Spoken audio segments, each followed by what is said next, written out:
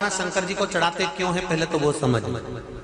बेलपत्री का तो महत्व आपको बार बार बताया कि बेलपत्री शिव जी को क्यों चढ़ाई जाती है, कहीं रोग के लिए, कहीं बीमारी के लिए, कहीं किस कार्य के लिए, कहीं कोई कार्य के लिए, कहीं कोई कार्य के लिए। चावल का दाना अगर हम शंकर भगवान को चढ़ा रहे हैं तो क्यों चढ़ा रहे हैं, उसका कारण क्या है? चावल का दाना शिव को चढ़ाने का केवल एक कारण रहता है कि चावल को अक्षत कहते हैं। अक्षत का मतलब होता है अक्षय।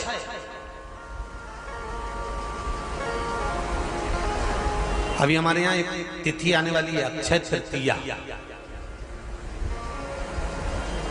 उसका मतलब क्या होता है? अक्षय, जिसका कभी क्षय ना हो।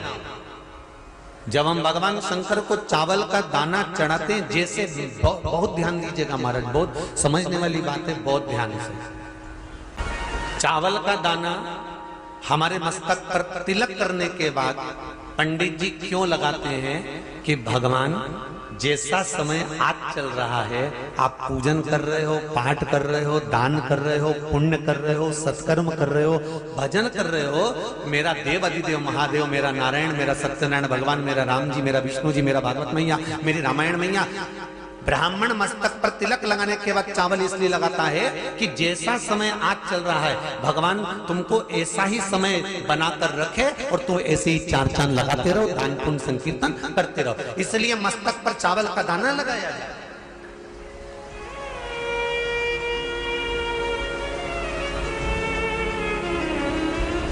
कोई मर जाता है,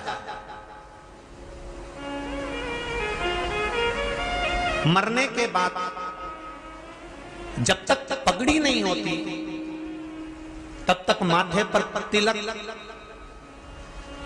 चावल का दाना लगाया जाता है। जम के बोलो जरा, नहीं लगाते। किसी पंडित जी से पूछो, ब्राह्मण देवता से पूछो, ब्राह्मण देवता ये कोई मर गया, और हमारा तो नियम है कि हम सिर पे तिलक लगाते हैं, चावल लगाते हैं, या पंडित जी से हम तिलक लगवाते हैं, मंदिर जाते हैं तो मंदिर में जाके तिलक लगवा के हम चावल का दाना लगवाते हैं। क्यों नहीं लगाते? उसका कारण क्या है? जब किसी के मरने के बाद 10 दिन तक, 12 दिन तक मस्तक पर तिलक क्यों नहीं लगाया जाता? 10-12 दिन तक माथे पर तिलक या चावल क्यों नहीं लगाया जाता? उसका कारण है कि ये जो समय आया है, तुम्हारे यहाँ जो गमी हुई है, तुम्हारे यहाँ कोई मर गया है, तुम्हारे यहाँ किसी के प्राण छूट गए हैं, तो ब्राह्मण इसलिए तिलक नहीं लगाता आपको, इसलिए चावल का दाना नहीं लगाता कि ऐसा दिन भगवान अब ना लाए, इसको अमर ना करे, इसको अक्षय ना करे, इसको प्रबल ना करे।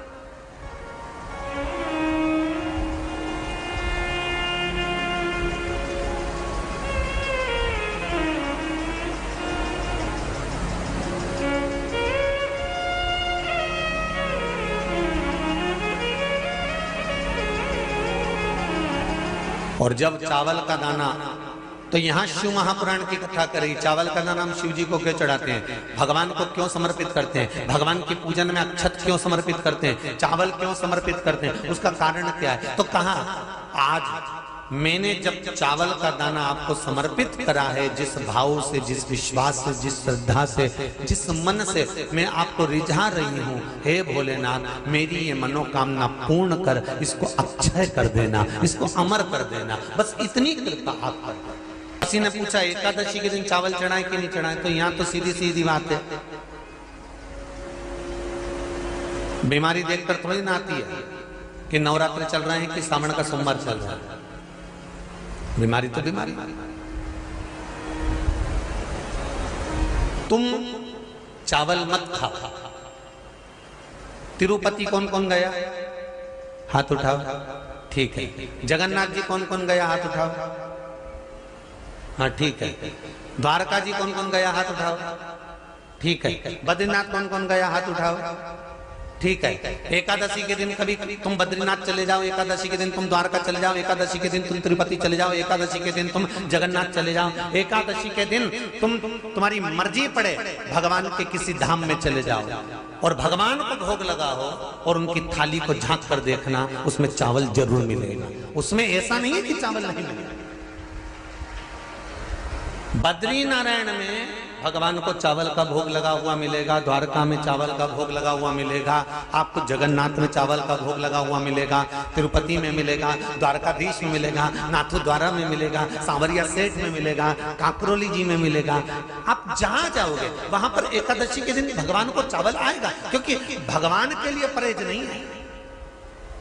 जो काम में डूबा हुआ है, जो आसक्ति में डूबा हुआ है, जो लोभ में डूबा हुआ है, जो वासनाओं में डूबा हुआ है, जो तृष्णा में डूबा हुआ है, और जो माता के गर्भ से जन्म लिया, एकादशी के दिन चावल उसको नहीं खाना। अब हमारे यहां तो कहावत में कहते हैं, राम जी की जब स्तुति गाते हैं तो कहते हैं, भय प्रगट, आती है आप लोगों को? एक लाइन तो आती होगी, गाओ जरा। भय प्रगट दीन कौशल्या। अब रामचरितमानस में कहा भय प्रगट कृपाला। प्रगट मतलब एकदम सामने आ गए। यहां लिखा है वेदा भय लाला। अगर तुलसीदास जी लिखते तो जन्म लिया होता राम जी ने तो तुलसीदास बाबा लिख देते कि पैदा भय, माता के गर्भ से इनका जन्म हो। नहीं नहीं नहीं, यहाँ कहा भय प्रगट कृपाला दीन कौशल्या। एकादशी के माता पिता कौन है? सबसे पहले एकादशी का व्रत किसने रखा था?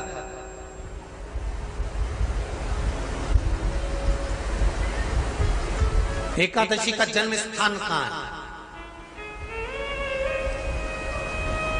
दुनिया के लोग बहुत प्रश्न करते हैं, राम जी अयोध्या में हुए थे, भगवान कृष्ण मथुरा में हुए थे, तो एकादशी कहां हुई थी? तो उसको बताना तो पड़ेगा कहां हुई थी।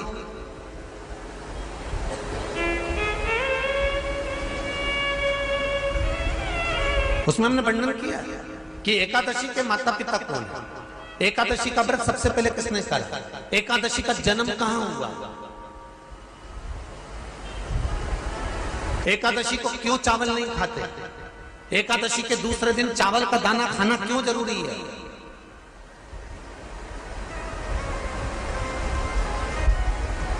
कौन सा तीर्थ है जहां एकादशी को उल्टा लटका दिया। एक एक चीज का वर्णन स्कंद पुराण सब चीजों का वर्णन कर देते हैं। प्रत्येक तो यहां जो वर्णन आया कि आप मनुष्य जो माता पिता के गर्भ से, माता के गर्भ से जन्म लिया हो, संसार में जिसका जन्म हुआ हो और मृत्यु लोक में गर्भ की कैद में रहने के बाद जन्मा हो, उसको एकादशी के दिन चावल नहीं खाना चाहिए। महाराज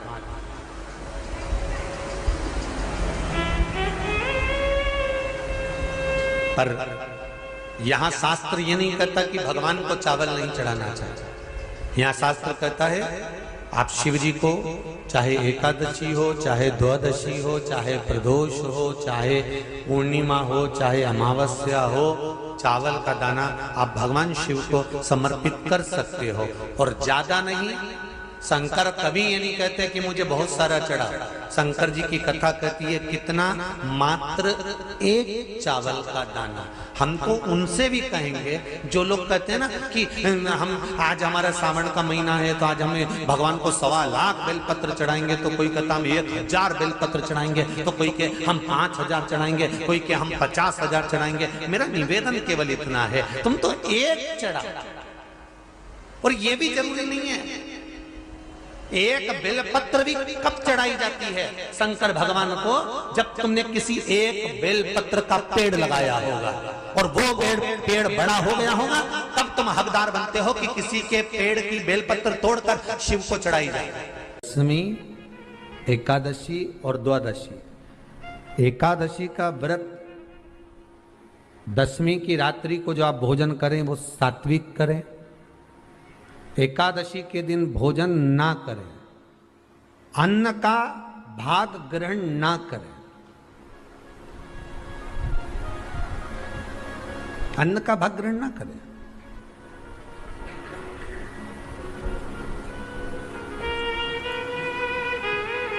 कितना सुंदर कहा है महाराज जी। यदि आपके यहां पर गौ माता है, आपके घर में अगर गौ माता विराज रही है, आपके घर में अगर गौ माता है, गाय की अगर आप सेवा कर रहे हैं, अच्छा कितना सुंदर लिखा है धेनु मानस में, गीता प्रेस गोरखपुर की गौ अंक को निकालकर पढ़िए कल्याण का, उसमें लिखा है ब्रह्म मुहूर्त में सुबह के समय पर गाय की पूंछ को पकड़कर या गाय की रस्सी को पकड़कर जो 2 कदम भी चल लेता है, उसके लिए भगवान विष्णु बैकुंठ का मार्ग और कुबेर का मार्ग प्रशस्त कर कर खोल देता। जरा पढ़िए धेनु मानस को पढ़िए, गौ अंक पढ़िए, गीता प्रेस गोरखपुर का कल्याण का अंक निकाल कर पढ़िए कि गाय का मात्र रस्सी पकड़कर 2 कदम चलने वाले के लिए मार्ग प्रशस्त हो जाता है।